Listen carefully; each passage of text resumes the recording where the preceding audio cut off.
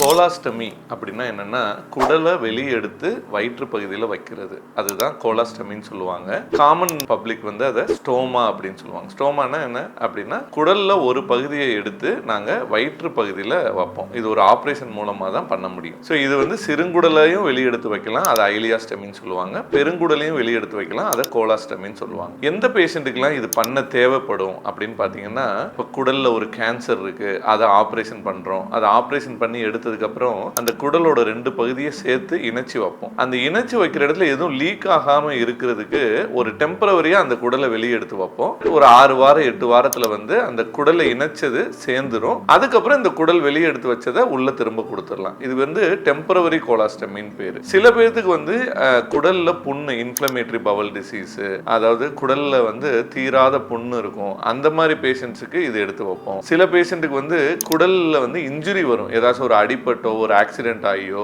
குடல் பகுதியில் இன்ஜுரி ஆகி அந்த பெருங்குடல்ல ஒரு துவாரம், ஒரு டேர் மாதிரி ஏற்பட்டுரும். அதை வந்து ஹீல் பண்ண வைக்கிறதுக்கு இந்த கோலாஸ்டமியை டெம்பரவரியா வெளியே எடுத்து வைப்போம். எப்படின்னு பார்த்தீங்கன்னா, அதில் வந்து நாங்கள் போய் ஆப்ரேஷன் பண்ணி ஸ்டிச் போட்டுருவோம். ஆனால் இப்போ மோஷன் அது வழியா போச்சு அப்படின்னா அது லீக் ஆகி அந்த இடம்லாம் இன்ஃபெக்ஷன் ஆகி உடம்பு ஃபுல்லாக இன்ஃபெக்ஷன் பரவுறதுக்கு வாய்ப்பு இருக்கு.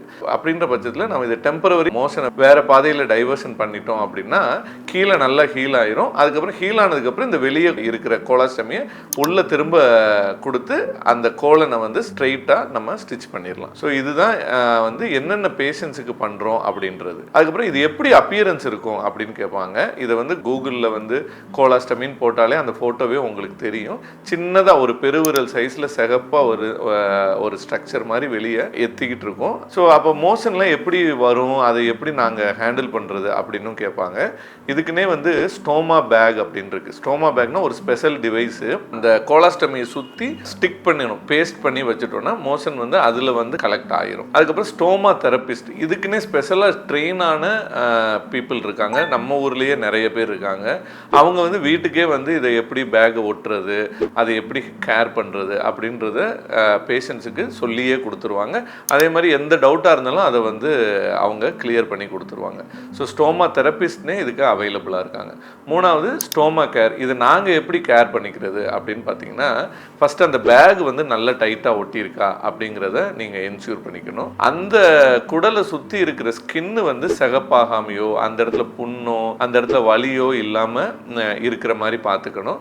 ஒருவேளை ஒரு லீக் ஆகுது அப்படின்னா உடனே டாக்டரையோ இல்லை அந்த ஸ்டோமா தெரபிஸ்டையோ நீங்கள் கான்டாக்ட் பண்ணீங்கன்னா அவங்க வந்து அதுக்கு என்ன பண்ணணும் அப்படின்னு சொல்லுவாங்க. அப்புறம் லிவிங் வித் த ஸ்டோமா, அதாவது இதோட நான் நிம்மதியாக இருக்க முடியுமா அப்படின்னா, இப்போ எனக்கே நிறைய பேஷண்ட்ஸ் இருக்காங்க இந்த ஸ்டோமாவோட. பெர்மனன்ட் ஸ்டோமாவோடையும் இருக்காங்க, டெம்பரவரி ஸ்டோமாவோடையும். டெம்பரவரி ஸ்டோமானா கொஞ்ச நாள்ல திரும்ப உள்ள கொடுத்துருவோம். பெர்மனன்ட் ஸ்டோமானா அவங்க லைஃபே அதோட தான், அந்த கோலாஸ்டமியோட தான் அவங்க டிராவல் பண்ண வேண்டியது இருக்கும். ஸோ ரெண்டோடையும் இருக்காங்க. லிவிங் வித் ஸ்டோமான்றது பிரச்சனையே கிடையாது. ஏன்னா அவங்க அன்றாட அவங்க பண்ற வேலைகள், வாக்கிங் போறதுல இருந்து, ஒரு எக்ஸசைஸ் பண்றதுல இருந்து, டிராவல் பண்றதுல இருந்து, ட்ரெயின்லயோ ஃப்ளைட்லயோ பஸ்ல போறது எல்லாமே அவங்க வந்து பண்ணலாம். ஸோ ஸ்டோமாவோட வாழ்றது வந்து ஒரு கஷ்டமான விஷயம் கிடையாது. அதுக்கப்புறம் குடல் வெளியே வச்சிருக்கீங்களே, வலி பெயின்ஃபுல்லா இருக்குமா, வலி இருக்குமா அப்படின்னு கேட்டால் கண்டிப்பாக அது வலியே இதில் இருக்காது. அதை பற்றி நீங்கள் வந்து ஒரியே பண்ண வேணாம். அதுக்கப்புறம் மற்ற பீப்புள் வந்து அந்த ஸ்டோமாவை பார்ப்பாங்களா, வெளியே தெரியுமா, எக்ஸ்போசராக இருக்குமா அப்படின்னு பார்த்தா கிடையவே கிடையாது. வயிற்றுக்கு மேலே இருந்தால் கூட ஷர்ட்டுக்கு உள்ளே தான், ஷர்ட்டோ இல்லை லேடிஸ் போடுற ட்ரெஸ்ஸோ அதுக்குள்ளே தான் இது இருக்கும். எல்லாரும் பார்க்குற மாதிரி இருக்காது.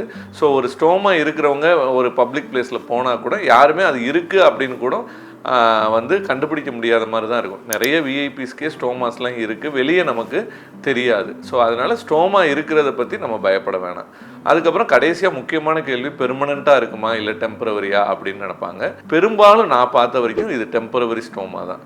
ஒரு 6 வாரத்துலேருந்து 8 வாரத்திலேயே வந்து திரும்ப உள்ளே கொடுக்கறதுக்கான சிச்சுவேஷன் அமைஞ்சிடும். சில பேருக்கு தான் வந்து எப்படி அந்த ஆசன வாயில் ஏதாச்சும் ஒரு கட்டி வருது, அந்த ஆசன வாயில் பிரச்சனைகள் வருது அப்படின்ற பட்சத்தில் மட்டும்தான் இதை வந்து பெர்மனன்ட் கோலாஸ்டமியாக இருக்கும். இல்லைன்னா ஜென்ரலாக இது வந்து டெம்பரவரி தான். ஸோ கோலாஸ்டமி அப்படிங்கிறது ஒரு பயப்பட வேண்டிய விஷயம் இல்லை. பப்ளிக்கு இதை பற்றி ஒரு அவேர்னஸ் கொடுக்கறதுக்கு தான் இந்த காணொலியை நான் போடுறேன். ஏன்னா இதை பற்றி பயப்படாதீங்க. இது இருக்கிறதுனால உங்களுக்கு லைஃபோட கம்ஃபர்ட் தான் ரொம்ப பெட்டர் ஆகும். Thank you very much.